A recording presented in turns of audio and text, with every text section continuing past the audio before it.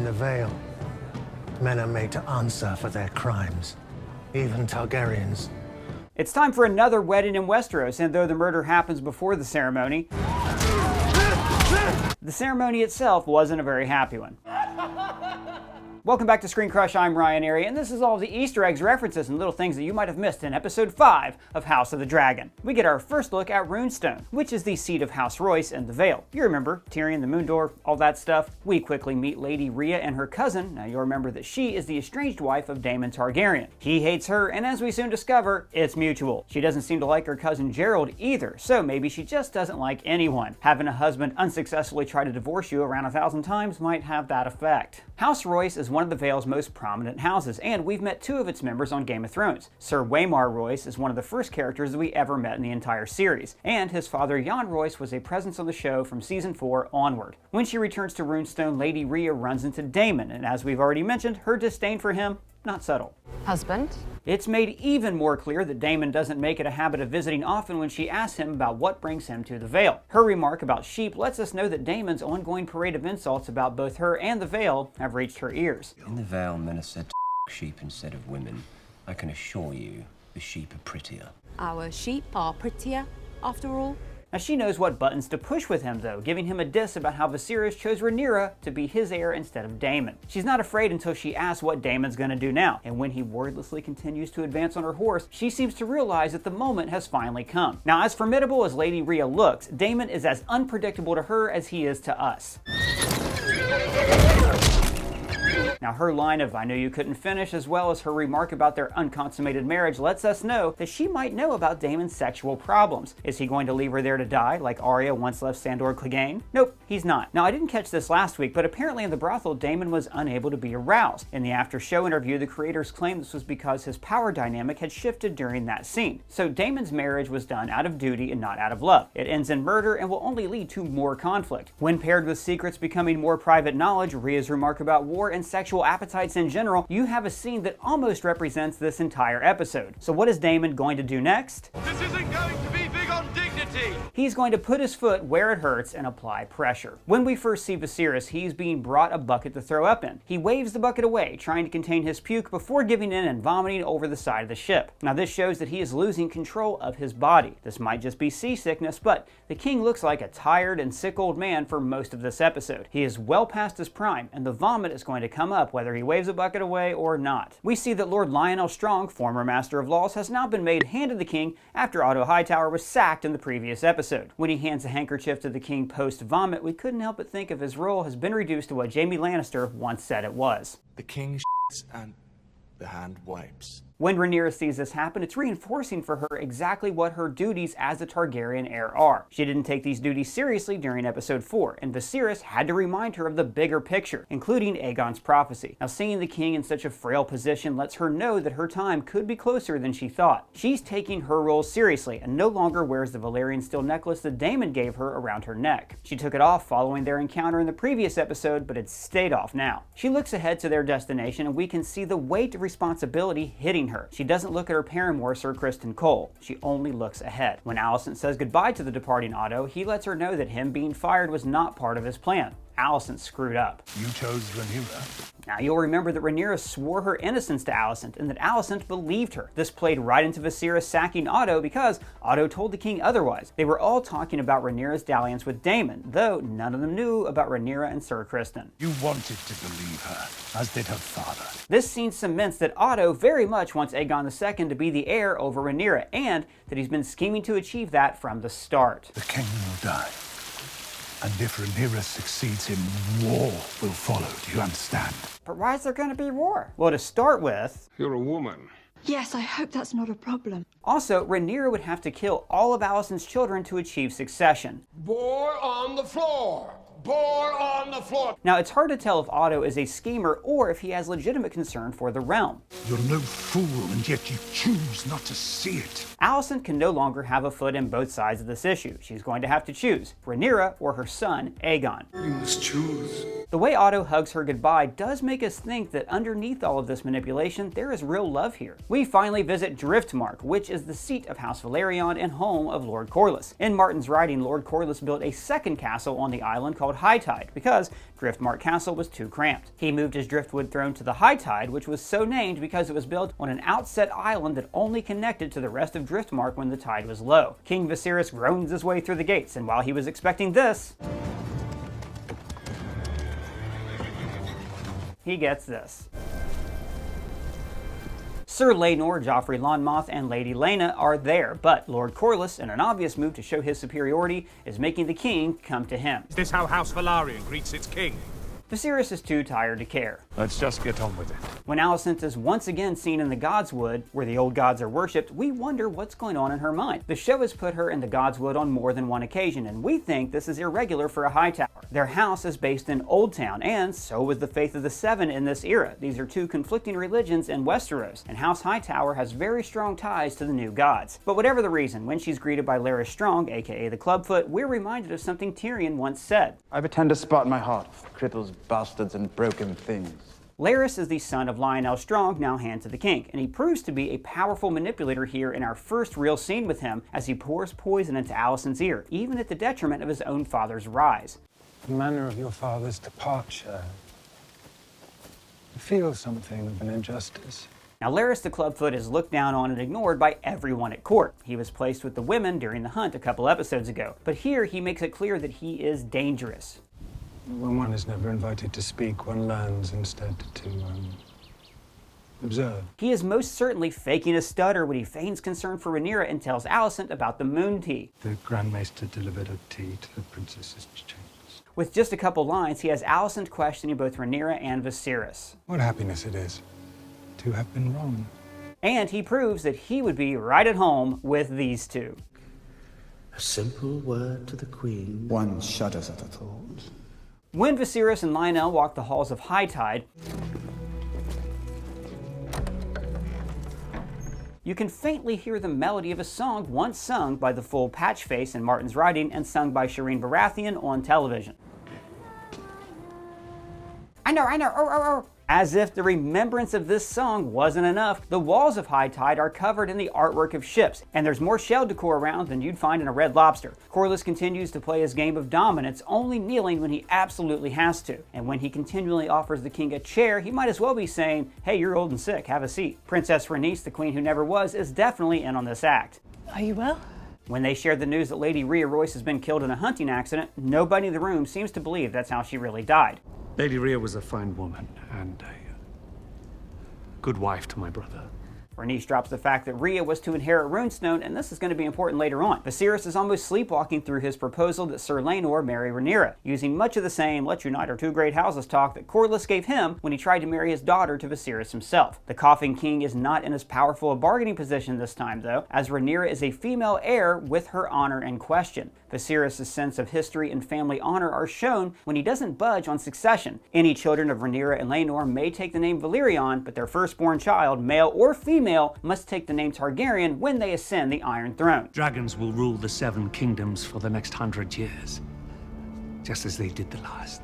When the soon-to-be bride and groom have a walk on the beach, they both have duty on their minds. They know that this is a political marriage, and Rhaenyra is already aware that Laenor's attractions don't tend toward women. Dare I say it is a matter of taste? I prefer roast duck to goose. If that's what your kids are calling it these days. Now, neither of their appetites will ever change, so Rhaenyra proposes this. That we perform our duty to our fathers and to the realm, and when it's done, each of us dines as we see fit.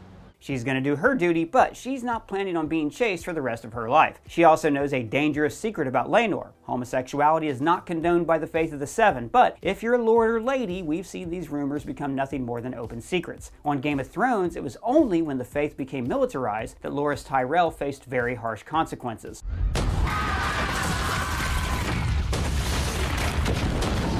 When Corlys looks at the Mask of the Crab Feeder, he probably thinks that he's done far more for the realm than Viserys has. Even so, he's worried that he may have played a little too strong his hand with the king. Perhaps I overextended myself? Rhaenys using words like beg and undignified while physically washing the king off of her is a sign that she doesn't care what Viserys thinks. Both of them are fully aware of Laenor's appetites, though Corlys is kind of deluded about it. He's still young. He will outgrow it. Corlys is intent on putting his son in danger when he knows that Rhaenyra's entire claim will be challenged. But he does this, as he says, for justice. By all rights, you should be queen of the Seven Kingdoms. Now, Laenor is really in love with Joffrey Lonmouth, the one he was sparring with when the king arrived. He's not unhappy at all. Will you wear your crown today, Your Grace? You're a fool. And once upon a time, Renly Baratheon and Loras Tyrell were once this carefree with one another. How'd that work out again? Not very well. Not great, Bob. No, especially since Joffrey is already talking about being Laenor's sworn protector and claims to know that Rhaenyra has a paramour of her own. He thinks that he's going to be Laenor's Criston Cole. That could work? It won't. When Criston talks to Rhaenyra on their way home, he's obviously caught feelings. He wants to flee to Essos with Rhaenyra in direct opposition to how Daenerys spent 6 seasons trying to return from Essos. He's a romantic, but he does not understand the true duty that Rhaenyra has been charged with. It's my duty to marry a nobleman from a great house, and Sir Laenor will make a fine husband. She's content for Criston to continue to be her personal sex puppet, but their dalliance has affected him far deeper than we'd thought, because he breaks down over breaking his Kingsguard vow of chastity. An oath of chastity. I've broken it. I thought if we were married, I might be able to restore it. When the king returns, barely able to walk and falling over, Alicent looks ready to play the game. Sir Criston is bursting with self-hatred, so it's unfortunate that the queen summons him in this vulnerable state. She isn't good with her own children. But Sir Criston proves to be one of the easiest marks on the show. He has no game to speak of at all. Alicent is asking him about Rhaenyra and Daemon, but Criston assumes otherwise and just blurts this out. It happened, Your Grace. The sin you allude to. I have committed it. Now, as Criston is confessing to her, the camera stays on Alicent, pushing in slowly. This is the key moment of this series. This is when Alicent decides where she stands. Battle lines have now been drawn that are going to have repercussions for decades. Alicent was looking for $1 and she found 20. She now knows that Rhaenyra lied to her. Her own dutiful marriage to Viserys is thrown into question, as is her entire friendship with Rhaenyra. The sacking of her father is still in her mind, and with House Targaryen pulling tricks like this, maybe it's time that she went back to her Hightower roots. So Viserys' main hobby is creating this model of old Valyria, the high point for Targaryen society and maybe humanity in general. So the fact that he's staring at this model while questioning his legacy loads a lot of symbolism into this scene. We know exactly what he's thinking. Will he be remembered in the same breath as these old lords of old Valyria? And the symbol of the Grand Maester placing leeches on him is loaded as well, as both his position and his advisors have leeched the life and health right out of him. So Viserys basically gives up and fully accepts that his days are numbered. He drinks the milk of the poppy to help him sleep, and he's content to talk to Sir Lionel Strong about his legacy. Will I be remembered as a good king, Lionel? Your Grace? What will they say of me?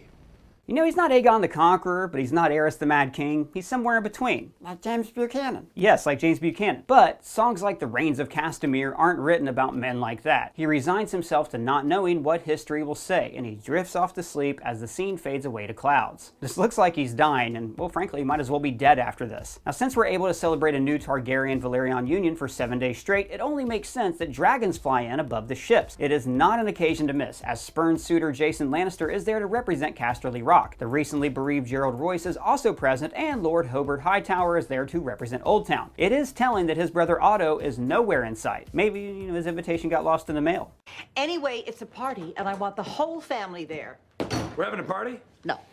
Viserys probably won't be a great king in the histories, but he has thought of a contribution that he can make to their pages. I wanted this to be a wedding for the histories. Jason Lannister takes the opportunity to respond with a tired joke about women. This is why men wage war. Because a woman would never be ready for the battle in time.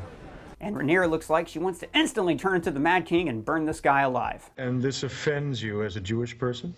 No, it offends me as a comedian. When the soon-to-be king consort enters the room to big applause, both he and Rhaenyra greet each other and look like they're content to be playing their parts. In case we've forgotten how a marriage of duty can end, Daemon Targaryen breezes in and gets a dirty look from Gerald Royce. He may have just finished doing the weather report on the Today Show. Strong storms in the middle of the country.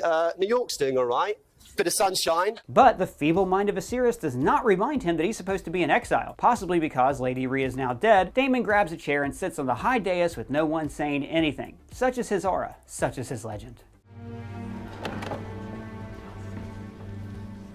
When Viserys begins what could be the actual speech of a king, Alicent makes her entrance, very much interrupting on purpose. She's claiming her power at last and wearing green. As we've mentioned, Old Town is the home of House Hightower. Alicent is all but calling her banners as she walks into this room. And as the king tries to finish, unlike Daemon, there are looks all around. Daemon to Rhaenyra, Rhaenyra to Daemon, Criston to Rhaenyra, and Joffrey to Laenor. Green is also a very important color in the book that is closely identified with Alicent's faction at court. I'm actually not going to say any more because of spoilers, but this is a huge moment in this show. When Laenor and Rhaenyra dance, he eases her discomfort by saying that it's not much different than combat. Once again, we were reminded of Arya's dancing master, the greatest character in the entire saga. Your dancing master, Syrio Forel. Alicent doesn't stay next to the king. She talks to her uncle Hobart, who is proud that she is not withered. She stands tall. Like a high tower. That's right. He also says that he and their house stand with her, and, going by the look in their eyes, everyone in the room should be concerned. The only one in the room concerned about Daemon is Gerald Royce, who calls the prince out on killing Lady Rhea. Men are made to answer for their crimes,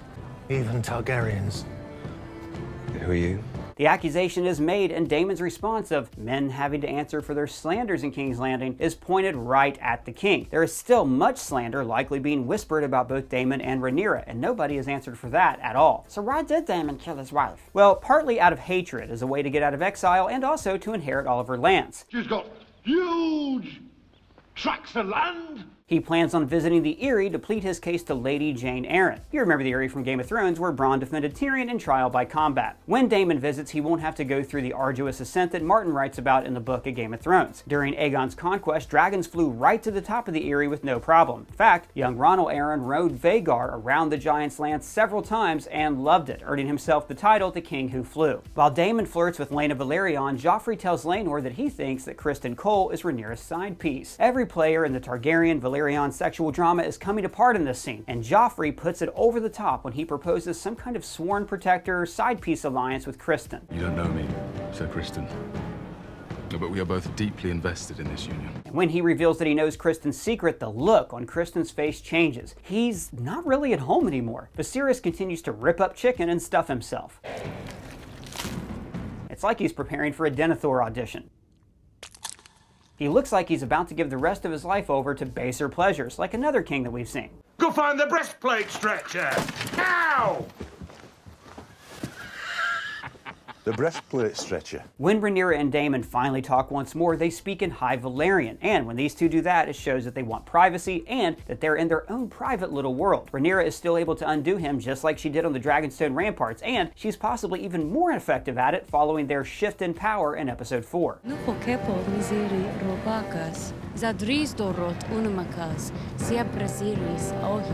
Viserys watches this intently, and his gaze is actually a representation of the duty that was passed down to Rhaenyra. Before Daemon can call her on any of this, Rhaenyra's other sexual interest, Criston Cole, completely snaps and beats Joffrey to death. Rhaenyra is lost in the fracas, and we can see Lionel Strong take quick advantage, giving his son Harwin the Breakbones a signal to grab the princess and get her out of potential danger. It becomes a brawl, and here's King Viserys ordering everyone to stop at once. He says nothing, and he orders nothing. He drips some blood out of his nose onto the table, and that's his only contribution to this mess. Well done, Your Grace. Laenor cries over the body of his dead love, and we immediately cut to him being hastily married to Rhaenyra. His lover was killed by his bride's lover, so this marriage of duty is bound to be nothing but sunshine and happiness. So the wedding is then held immediately with no great feast or ceremony. Their vows are similar to what we've heard on Game of Thrones previously. I am yours, and you're mine. And I'm yours. When Criston sheds himself of his white cloak and sword in the Godswood, he is stripping himself of his worldly trappings and preparing for death. He's about to stab himself, but Alicent decides to call his banners to her. After all, he's one of the only people who's been completely honest with her. Sir Criston.